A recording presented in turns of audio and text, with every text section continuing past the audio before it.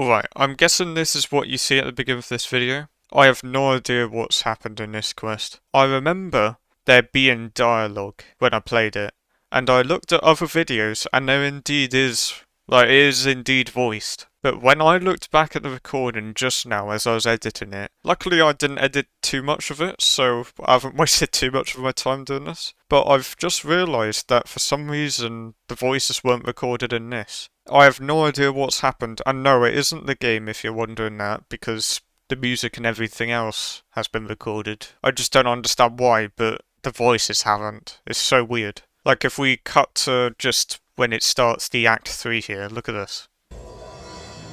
Yeah, this is already off to an interesting start. Like, you know, that's me talking there, you can hear the sound effects, all of that stuff. Just not my voice. Sorry, not the characters' voices. Because if I go back here, nothing. I really don't understand what happened. So I think for this quest, regrettably, I might have to just give an overall summary of the entire thing instead of showing it like this, because it's probably quite boring to watch it just muted like that. Such a shame, because at the end I actually say it's an amazing story quest. One of the best ones in a while, in my opinion. But anyway, all of that being said here, I'll simply just have to treat the entire quest the same way I'd usually do the first two acts with these story quests. So the first part of this quest was actually started way back when I was exploring this area of Natlan. So I can't really remember exactly how the first act started, but general point is we met up with one of the Saurians and they led us to the tribe. And it turns out it's actually an elder of the tribe, which is explained to us by some kind of priest there, who explains to us that this elder Saurian thing has actually appointed the traveller to some kind of task. To explain it further, he then takes us to the chief, who turns out to be absolutely massive. Who's that absolutely massive guy? And basically he explains to us that this Elder Saurian appointed us to a task to weave a scroll, which would kind of just show as a point of history of like a major event happening in Natlan. And it turns out that none of the people who've been appointed in the past have been able to weave the scroll, and it was some kind of gift from the spirits, which means there's been no real explanation to how these scrolls have been woven. Bunch of stuff then happens, and it turns out that the traveller is able to see a special kind of colour. Now, there's a bunch of these scrolls that have been woven with that kind of colour, and basically someone who kind of safeguarded all of them and put them all in a room together was someone called Citlali, maybe? I can't remember what they called her now. And so now the chief just wants us to help him with trying to work out what this whole business is. So naturally, the second the chief brings up Mora, Paimon's in, and, well, we can't exactly escape that. Now for Act 2, the chief got a guide to show us the way to a certain cave, which has the dye of this special colour. We then come back with the dye to then try and weave the scroll. We also told a bit more about the, Hoyt-Zilem person, and it turns out she was also appointed by the Elder. Not only that, but it seems like she never had to rely on this gift from the spirit, and was actually able to do it herself. After doing all of the dyeing with the special colour, then turns out we still somehow mess it up.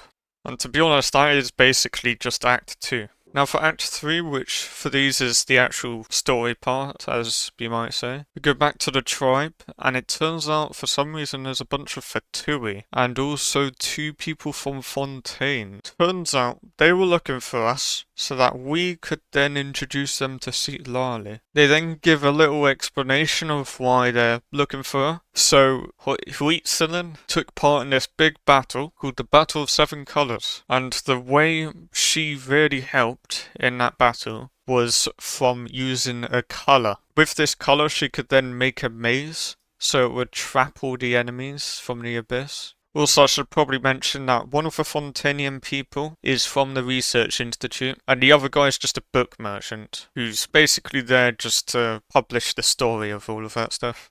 And of course, they tried meeting up with the tribe, but they rejected him because, well, They clearly don't want him there. So therefore they turn to us so that we can get them talking to Citlali. Because of course she's actually been around since back then. So we go over to her house. And it turns out she can hear the traveller's thoughts, although Citlali's can't be heard back. Citlali then gets told about everything that's been going on with this quest so far. She then kind of joins us with this stuff because she agrees to help the traveller with doing the whole scroll business, and therefore it's kind of affecting the whole colour of the battles thing because that's kind of related to the same colour. Then it turns out that Citlali doesn't really know anything about this Battle of Seven Colours, because while she was alive back then, not only did she not experience it, but even from the people she knew that did go through it, they didn't really tell her anything other than what everyone else already knows. It does also turn out that Citlali and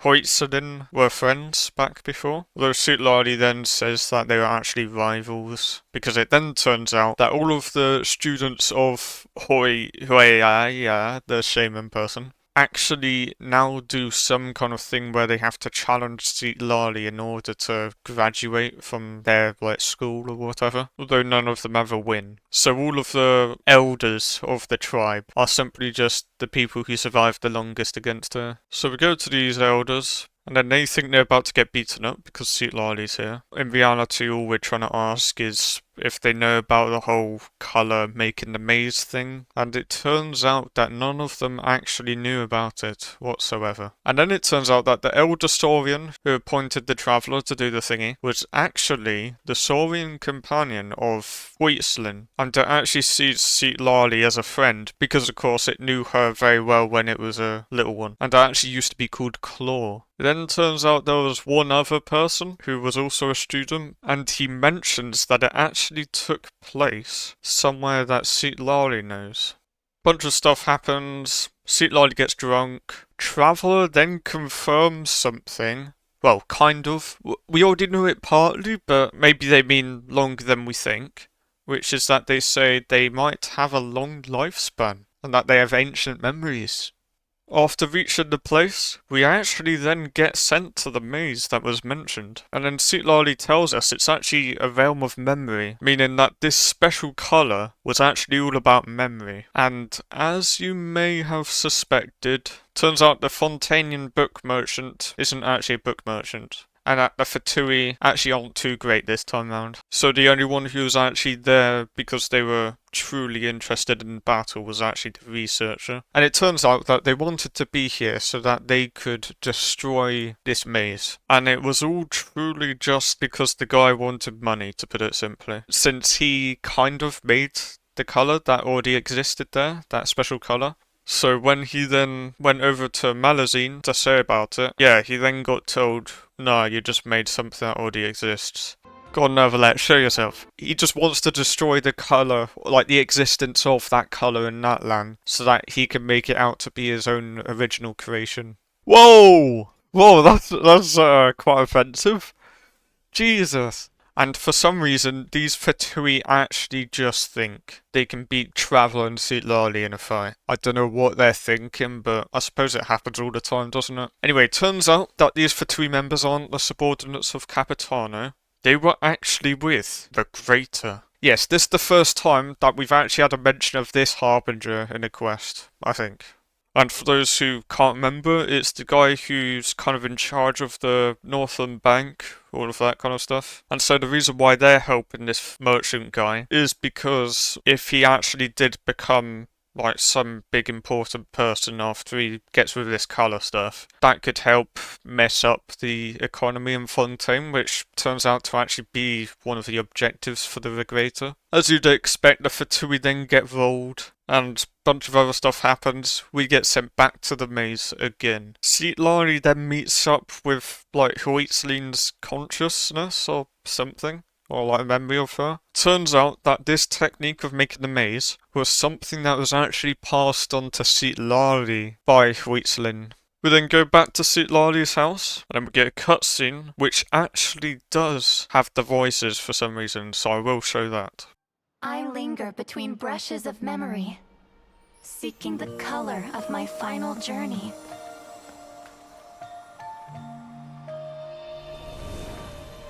when I get there, may there be feathers to paint the sky, shades of rose.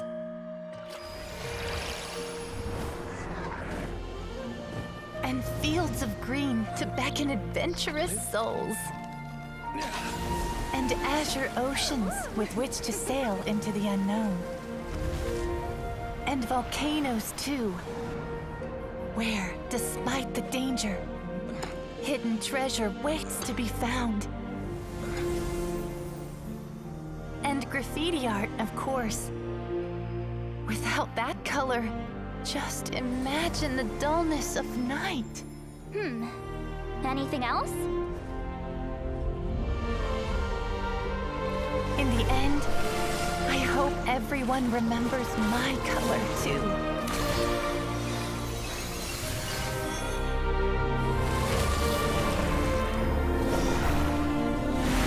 Well, animated.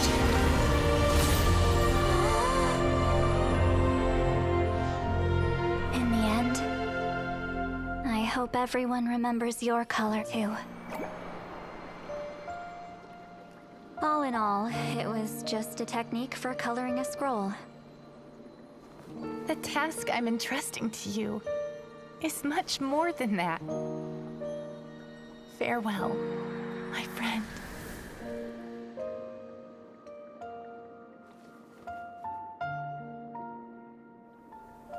Oh, Traveler's speaking, isn't she?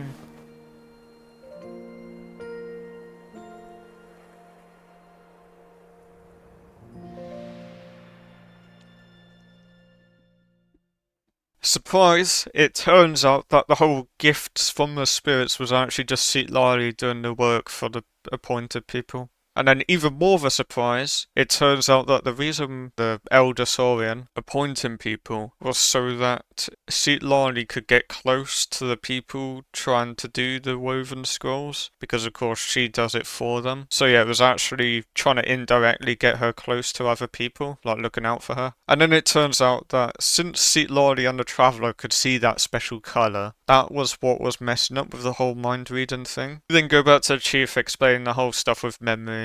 And that is, as simply as I could put it, really, the story quest. And just before I end it there is one thing I did find out just after the quest. There's actually a way you can buy the books or something and put them into the house. So let's see if I can find the publishing place anyway. I think it's somewhere here. It is not the publishing. I think it's down there. Aha! Oh yeah, here we go.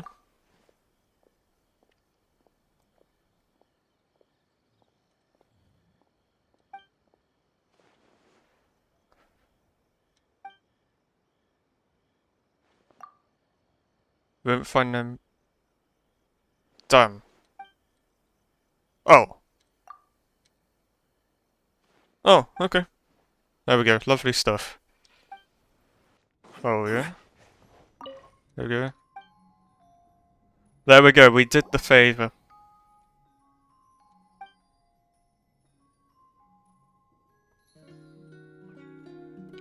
What did we put?